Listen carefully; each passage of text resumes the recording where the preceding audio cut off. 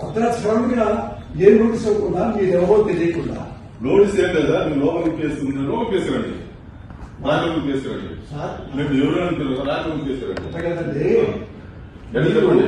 Notice మాకు ఇస్తే నేను హాస్పిటల్కి వెళ్ళి ట్రీట్మెంట్ చేసుకొని మళ్ళీ మీ నోటీస్ వస్తా అంతే సార్ మేము అరెస్ట్ చేస్తాం సార్ మీరు కోఆపరేట్ చేయండి లేదంటే మీరు కంప్లైంట్ చేయాల్సి వస్తుంది అంతే మా డ్యూటీకి అప్డేట్ చేస్తాం సార్.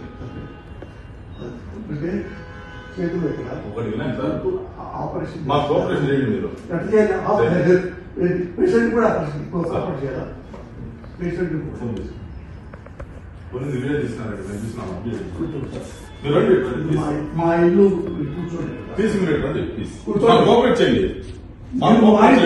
చేపడతారండి పోలీసు మీ ఇంటికి కదా కేసు ఉంటే ఎవరింటికైనా ఎక్కడైనా జమ్మూ కాశ్మీర్ టు ఇండియాలో ఎక్కడైనా మేము అరెస్ట్ చేసే అధికారం మాకుంది మేము ప్లీజ్ చెప్పేది రండి పోలీస్ కి బిఎన్ఎస్ఎస్ యాక్ట్